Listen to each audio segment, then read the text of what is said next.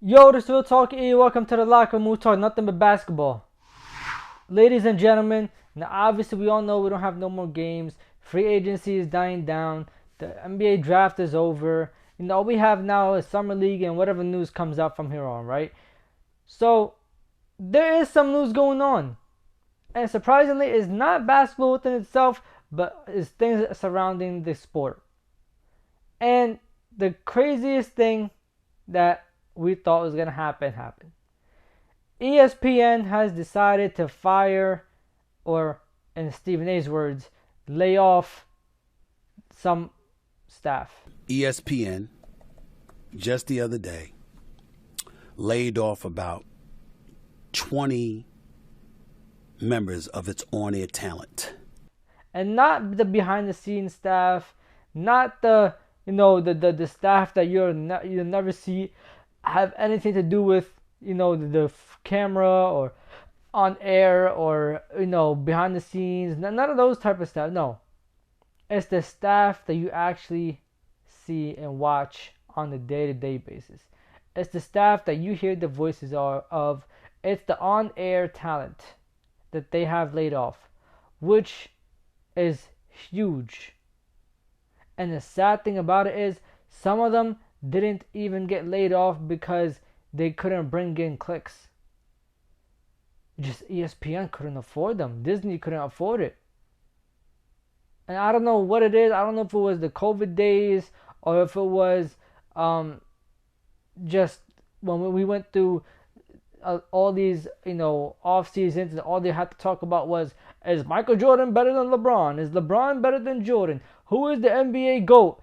I don't know if it's because of all those things it has died down and they started to lose money, and people have created their individual channels like mine, and have blown up, and a lot of players coming up watch those instead. I don't know what it is, bro, but they're losing a lot of money, and as a result they have fired a couple of people.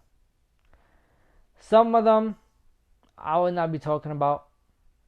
Stephen A did mention a lot of people because obviously, that's his guys. He used to be around them, and his coworkers and stuff like that. But me personally, I'm not talking about everybody. But what I will talk about is one, the firing of Jalen Rose.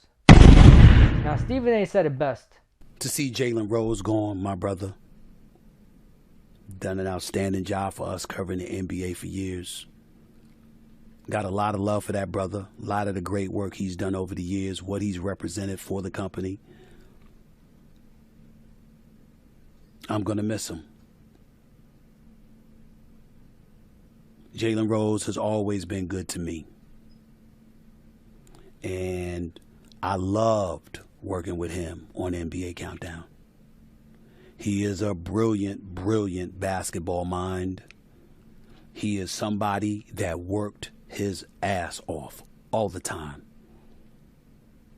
There was never an assignment he backed away from. There was never a time he didn't want to work. And my heart goes out to him for being one of these cuts after his exceptional run at ESPN. But I was shocked when I saw this. I'm not going to lie to you. Just like him, I think Jalen Rose is very talented. I think that him on the air gives ESPN a different point of view of a lot of things. I feel like he is really, really good at breaking down stuff and reacting and going over plays and giving his honest opinion, even though it might be the same or different from whoever it is. He's giving you his opinion and he's going to stand by it. And I don't know why it was him out of everybody, but it just had to happen, bro. They laid off I think it was 20 people of on-air talent, and they announced way before that was going to be 7,000. When Disney announced that 7,000 layoffs were coming, everybody associated with ESPN knew this day would arrive. Folks as individuals were hoping it just wasn't them. So this alone is telling us a lot more to come. This is just the beginning. And the Jalen Rose one really, really like told me that anybody could go. They can't afford nobody. Like they probably gonna release anybody and everybody and just restart. ESPN might look completely different by next year. You honestly don't know. It might look completely different.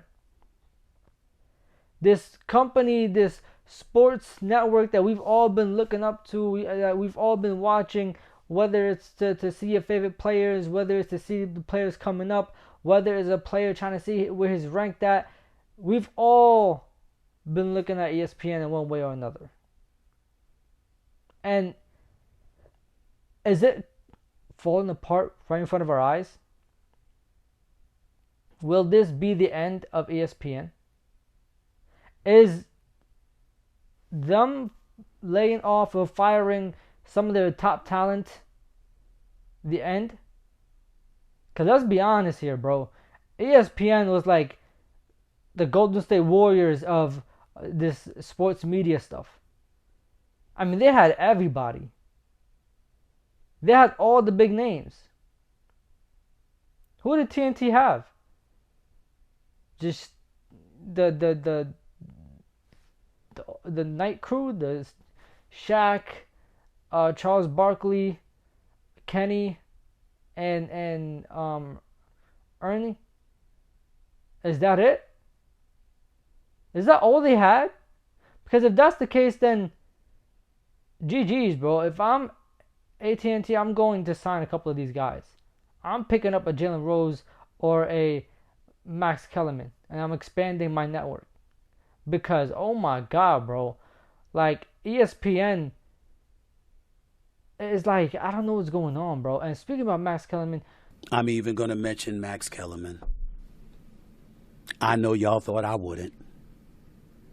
I am not happy that he is gone. We all know what history we had. We all know what happened with he and I parting ways on First Take. I don't want the brother unemployed. I want him gainfully employed. I want him having a job and a career. And that brother knows his boxing inside as out and smart as a whip and has been around a long time. I wish him no ill will. And a matter of fact, although I sincerely doubt he ever will, if he ever called me needing my help, I would not hesitate to help him.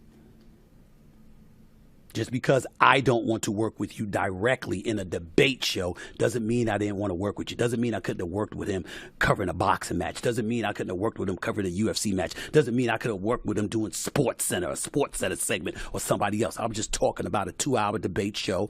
I wanted a different partner. That's all. I wish the brother nothing but the best. this was kind of surprising to me, to be honest, but at the same time, not really, because I haven't heard about Max since he stopped doing the First Take show with Stephen A. Smith. Huh?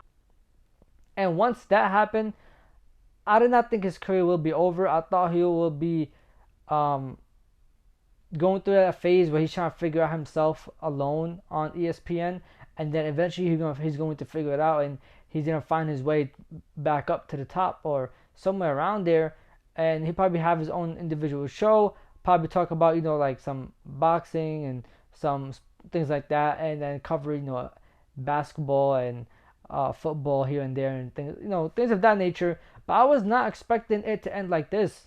I mean, his name just disappeared. Like, I never heard him. I never heard anything about him after that. Like, I go and I scroll through ESPN's, let's just say their YouTube clips channel, right? You go and you scroll through that, I don't think you see a single Max Kellerman video for a while. That is like a crazy way to have your name just disappear. And maybe it's because he couldn't establish himself. And maybe this is what he needed. Maybe he needed the time off, establish himself a little bit, find himself in this media world, and come back. Because a lot of people just like toss him up to be corny or, cringy or whatever I don't think that was the case. I think he just had a different personality from a lot of people, and I think it would have worked out if he figured it out. I think there was, some bumps and some things he had to get over doing this alone. But if he would have done that, I feel like he would have figured it out. And how can I go this whole video without talking about ESPN letting go of Jeff Van Gundy? Jeff Van Gundy's another.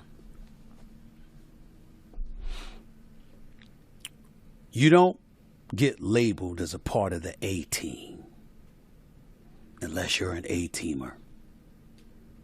That was Jeff Van Gundy, former head coach of the New York Knicks, former head coach of the Houston Rockets, outstanding, brilliant basketball analyst for ESPN for years. I could say I'm going to miss him, but I just can't imagine he's going to be out of work for long. I'm sure I'll see him on the air doing his thing. Him and Mark Jackson with Mike Breen, without question, the A-team. Guys that I was proud to call colleagues and still am and always will be. Mike Breen, a Hall of Famer, one of the greatest to ever do what he's done as a play-by-play guy. As far as I'm concerned, Jeff Van Gundy's been a Hall of Fame analyst and commentator. I believe Mark Jackson to be the same. Previous coach, just a winner in every aspect of life. You look at him, you look at what he does, you look at all, the times he's on air calling games.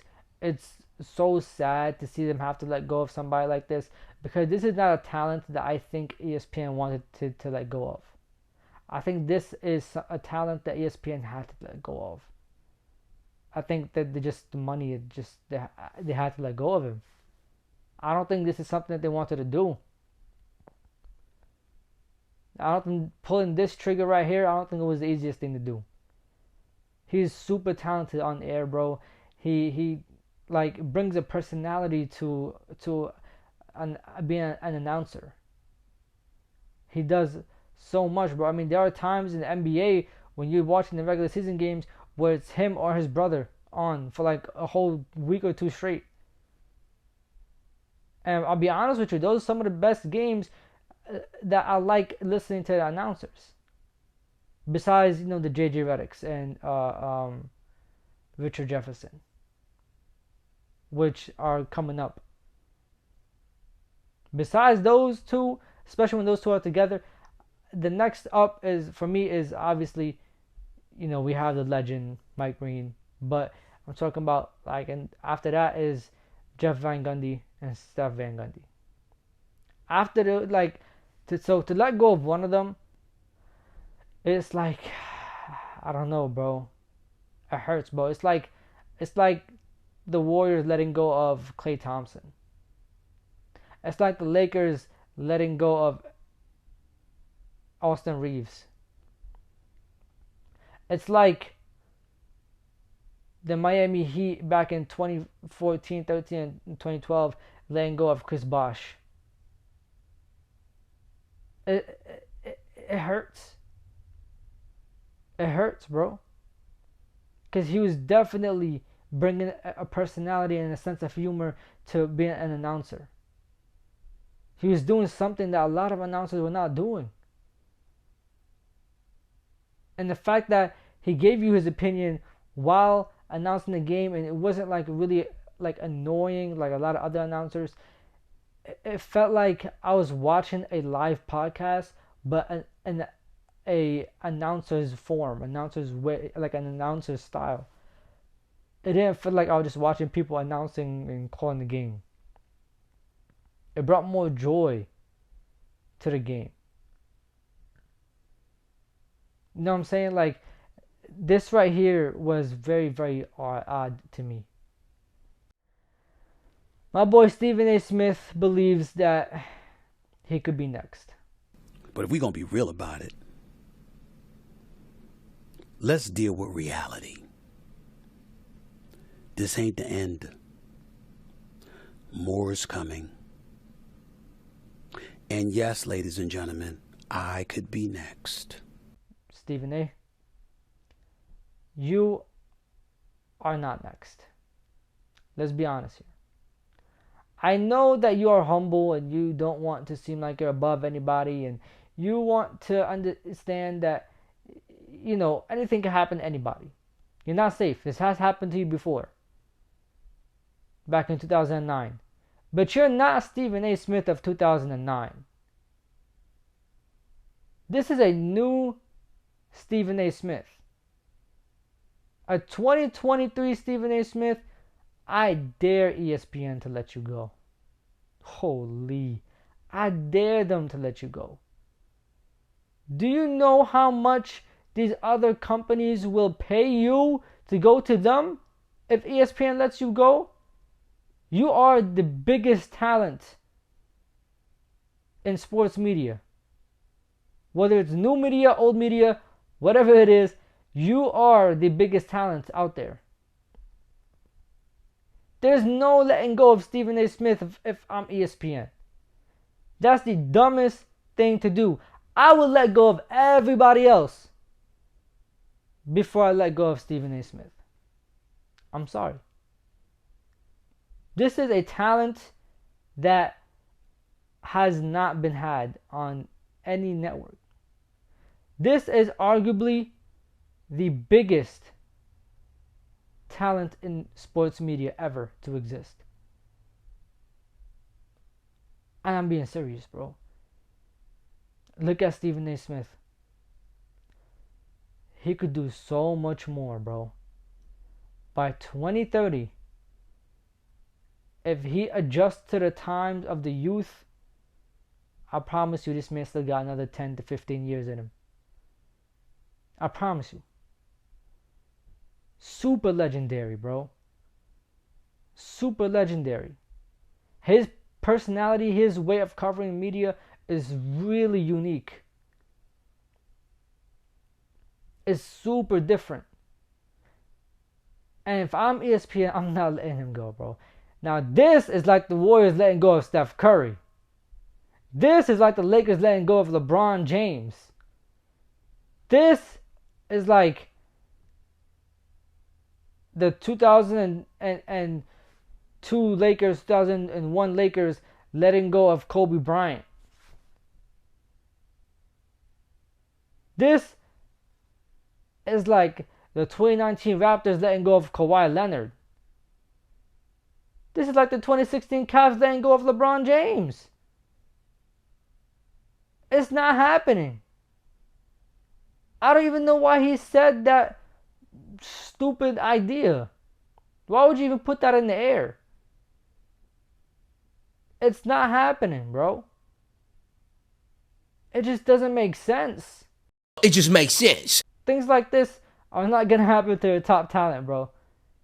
Trust me, you have a guaranteed contract without it being guaranteed. If you go, a lot of these fans are going to go with you. If you go and bring your talent to somewhere else, and you are showing up and doing what you're doing right now, especially if they let you go, they're going to let go of JJ Redick. And if you two come together somewhere else, oh my God, bro. What a movie. That's going to be a whole new wave for sports media. I promise you, bro. But anyways, y'all let me know, chatting down below. Like, comment, subscribe, and share. This is Real Talk with Ian. It's time to leave the locker room. I'm going to catch y'all. Safety, my hearts. Irving puts it up. It's good. Kyrie Irving from downtown. The officials have to review it. And the Lakers win the game. Banks it in. He banks in the three. To win it. Good. That's why he's NBA All-Defensive Team. Adebayo, sky high with the block and rejection. This is for the win. Got it. Wow. At 7, working against Butler, got down.